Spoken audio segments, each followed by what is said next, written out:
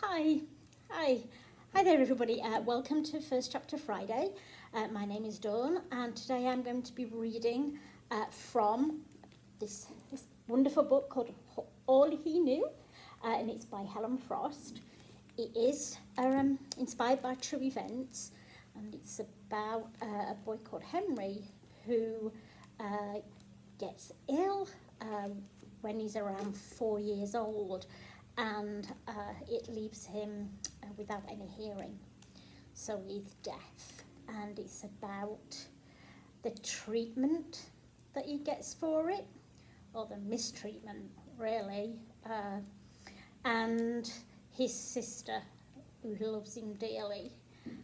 So I am going to read a little bit from this, and I hope you enjoy it.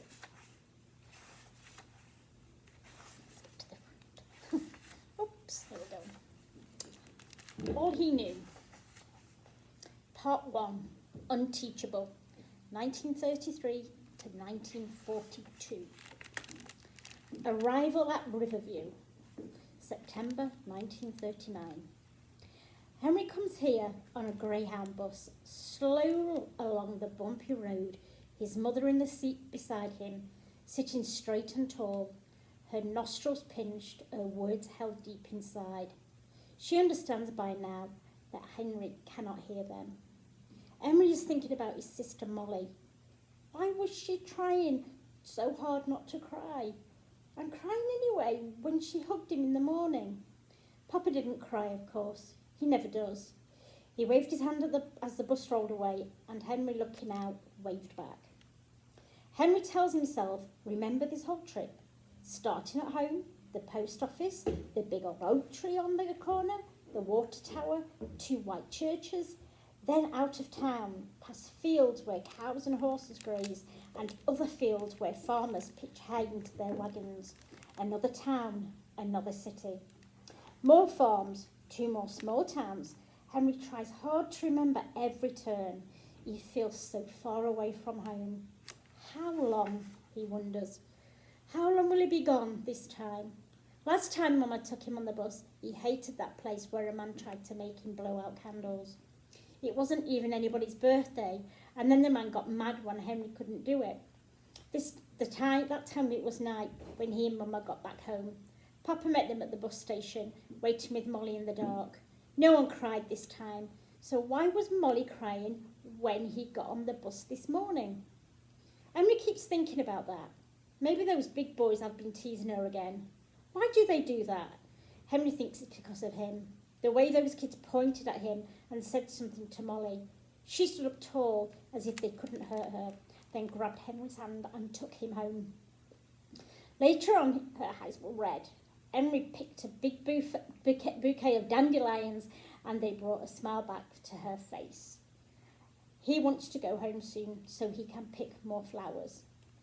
Henry brings his mind back to today, concentrates to make sure he remembers the last few minutes of the bus ride. The bus stopping every so often to let people off and on, then Mama looking at her map at every stop.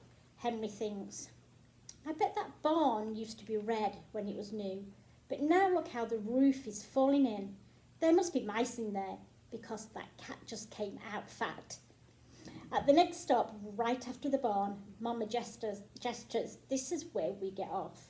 The gate, the grounds, a row of trees, Mama holding out her hand, Henry's small hand wrapped in hers. Along the stony path and up the 27 stairs to this room where they wait. Blue carpet, big soft chairs, cool water in a pitcher with 2 drinking glasses. The heavy door, the room where Mama signed some papers. Back in the first room, a father arrives with 3 children and departs with 2. Henry waits with Mama until someone comes, a woman, not unkind, not gentle either. Follow me, she says. And when she sees he cannot hear, she points, and Henry walks that way. Through another door, Mama not allowed to follow. Why not? What is this place? Who are these people? All mixed up. A long dark corridor, smells he cannot name. Something like when Grandad forgot to change his clothes. Something like the mess the neighbour's puppy made before it learned to go outdoors. Something like potatoes forgotten in the corner of a kitchen, all mixed together. Henry tries to hold his breath, tries breathing through his mouth, but then he tastes what he can't stand to smell. He wants home, biscuits warming in the oven, wild roses by the gatepost, the wind smell when Mama takes the sheets down off the line. What is Nolly doing at school right now? Who will make her smile if I am not there? Molly remembers Henry's first 6 years. 1. Henry is born, July 1933. Molly's first memory of Henry, Papa didn't have a job, so he was at home that day.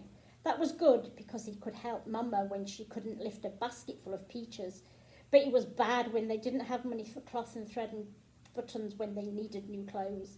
They couldn't buy food from the grocery store if the hens stopped laying and their garden vegetables weren't ready yet. Molly asked Papa, "Why is Mama in a nightgown in the daytime?" But before he answered, a neighbour lady, Mrs. Grayson, who was there to help, looked at Molly, cleared her throat and said, "She's only 5. Molly tried to argue. "I'm 5.5. But Mama said, "Molly," and then to Papa, "Please take her for a walk." So Papa did. When they got back, there was the baby, eyes wide open, looking up from the cradle next to Mama's bed. "Look who's here," said Molly. "Come and meet your brother Henry." Henry learns to walk, July 1934. 6 days after he was 1 year old, Henry pulled himself up on Molly's chair and smiled. She kissed his forehead, kept on saying, "You can do it, Henry." And he said, "Ooh-ee, Annie." At last, he let go, took 5 steps, wobbled a little bit, and plopped down on the floor. Henry laughed out loud, and Molly helped him get back on his feet and do it all again. Henry's fever, December 1937. Molly was almost 10, Henry 4.5 that Christmas Eve. They had made presents for each other, and those were underneath the tree. Molly showed Henry how to tell which ones were for him and which were hers. He could see the difference between H and M, and he learned that H meant Henry. They stayed up late singing Jingle Bells, Joy to the World and Silent Night. Then Henry said, "I don't feel good," and his face was red and hot, so Mama set them both to bed. Molly drifted off and started dreaming, but the sound of Henry crying woke her up, and she could not get back to sleep. In the morning, she was mad that Santa hadn't come, only the doctor with the big black bag, who told them that Henry had to stay in bed. Mama and Papa sat with Henry all that day, and all through the next night. He kept calling out, "Papa, Mama, my ears hurt." After 4 days and nights, Henry started feeling better. He got up and had breakfast. Then Papa remembered about Christmas and called to Molly and Henry, "Come and open presents." Molly jumped right up, but Henry didn't. "Henry, come on," Molly said. "What?" he asked, and she repeated, "Come on, it's time to open presents." Henry sat there, staring at her. Finally, she took his arm and pulled him into the living room where Papa had the presents. They each got one store-bought present, a jump rope for Molly and a harmonica for Henry. Molly started jumping right there in the house while Papa played a tune on the harmonica, trying to show Henry how to use it. Henry was happy, but he looked confused. He said, "Thank you, Papa. It's just like Miss Grayson's, except his makes sounds when you blow into the holes." Henry's harmonica was making sounds. They stopped what they were doing and looked at him, then at each other. Papa asked some questions and Henry shook his head. Mama had a scared look on her face. She started singing Jingle Bells and Molly joined in, but Henry didn't. Henry could see that people's mouths were moving. He could feel his own mouth making words, but it sounded to Henry like everyone was speaking from another room with the door closed. That was when Henry and his family found out that Henry couldn't hear. Molly kept on talking, July 1938. Henry turned 5 and Molly tried to imagine his silent world. No barking dogs, no thunder, no blue jays squawking at the sparrows. If he bit into an apple, would he hear a crunching sound? In winter time, would he know that feeling when the world gets quiet just before it starts to snow? Molly thought about how Mama called them in when it was time for lunch, and now if a car came down the road, they knew to jump out of the way. Now even if the cars honked their horns, Henry didn't know it. She kept her brother close beside her. She wondered, can Henry hear his own voice when he talks? Is your voice inside your head or outside near your ears? She noticed that when Henry was talking, he'd stand in front of her, watching her face. She learned to stand where he could see her mouth move, and he spoke slowly, one word at a time. She spoke clearly, one word at a time, trying to help him understand. Sometimes Henry could, sometimes not. So, I hope that's given you a sample and you've enjoyed what you've heard already.